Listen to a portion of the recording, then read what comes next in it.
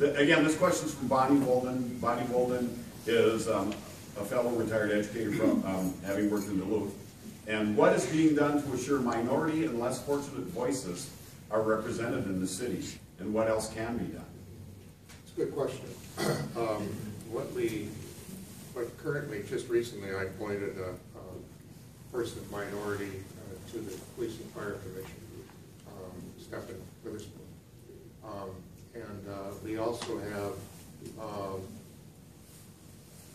male and female employees in the fire department, police department, and public works. As far as the minorities getting involved, we reach out. And let me give you an example of the problem we have, just like I mentioned earlier with regard to the private sector. We can't get employees, but we need people. We need to encourage people to apply. I just talked to the Human Resources Director yesterday, and I don't recall what position it is, but we have no applicants. I said, we need to do a better job of trying to get that word out with regard to that. We used to get, for like laborers and public works, we used to get 100 applicants. We're lucky to get 4, 5, 6, 7. A part of that is we're not competitive. I have a plan here. It's not a plan, it's right before the Common Council for adoption. I try to be more competitive. We're losing people, especially in the public works department. We can't keep mechanics. We can't hire a diesel mechanic. We have to train them in. We can't keep heavy equipment operators. They're going to higher ground, and that's good. We want them to go too. In some of the professional ranks, we've lost some. But we have the issue with regard to trying to attract, not just employees, but people that want to grow and begin and elevate themselves within the city of ranks also. We have the problem, and it's a workforce problem that we're facing, similar to what I said earlier. Our private industries and our private employers in town are facing the same thing. I don't know that I really answered your question. Well, your time is up. I'll let you judge that.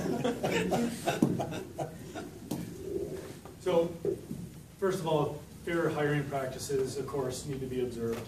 So that we need to make sure we maintain that and make sure we're following all the state guideline laws and the federal laws. But more importantly, or just as important rather, are how are cities laid out? Well, let me back up a little bit more. Special assessments. It's an interesting concept on how to pay for infrastructure improvement. We have a revenue in problem, right? And we want to fix our streets, we want to fix our sidewalks, sewers, so forth and so on. The question becomes, how do we pay for that?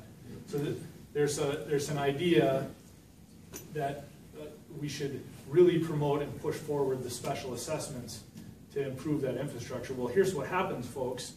The poor neighborhoods can't afford to improve their infrastructure because they can't afford the special assessments. And this goes back to, again, every decision we make, the consideration needs to be, how is this going to affect the working class?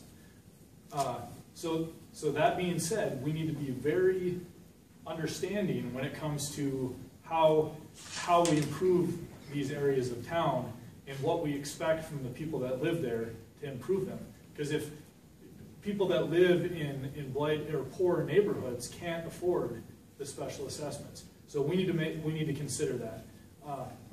And then another thing is to have community involvement and community pride. And again, I've said this before. This is a grassroots thing. This starts from the ground up.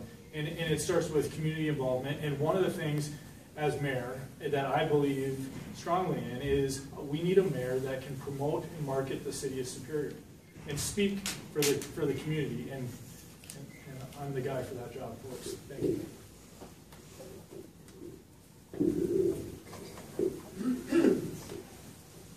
So I think I want to make sure that I understood the question, and it was, what is being done that minorities and low-income citizens have a voice, correct? That is correct. Wonderful.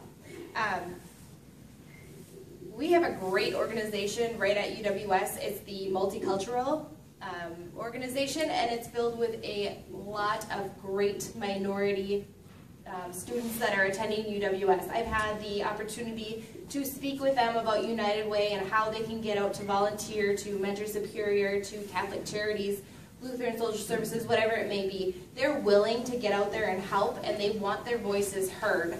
We also need to make sure that we are, as a city, involving everyone in every decision that we make. I am 100% about transparency, and that includes everybody in all different socioeconomics.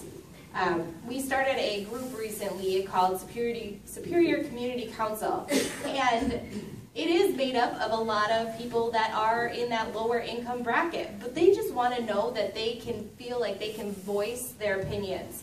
And I facilitate those meetings so that they can explain their issues to me and that they feel like somebody's listening to them. And they're hoping that we can actually get something done through this group because we have a lot of issues, but it's an opportunity for them to voice their concerns and work together to come up with solutions that are not only going to benefit themselves, but other people's as well.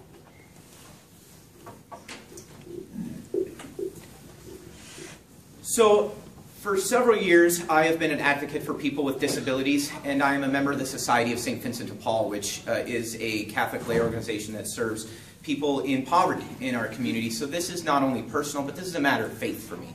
This is to represent the unrepresented is the first duty of a Republican representative society. So I believe that for underrepresented people to actually have a voice, they have to be organized, and they have to have powerful advocates that are capable of speaking for them. I'm an advocate for people that are underrepresented, and I intend to bring that voice to the mayor's office. But more important than that, there are people that are doing this work every single day that are experts in serving underrepresented people, from minorities to people with disabilities to people of all genders and gender orientations, to people living in poverty. These people can contribute to permanent, effective solutions, much better than generally elected people. And so I want to create a task force immediately to address issues of poverty in this community that creates real policy. The only way you can give people a voice is to give them a voice in an effective way that actually creates policy that makes a difference in our community. This is something that I've lived, this is something that I've practiced, it's personal, and I intend to accomplish it. It's one of the major reasons that I'm running for mayor. Thank you.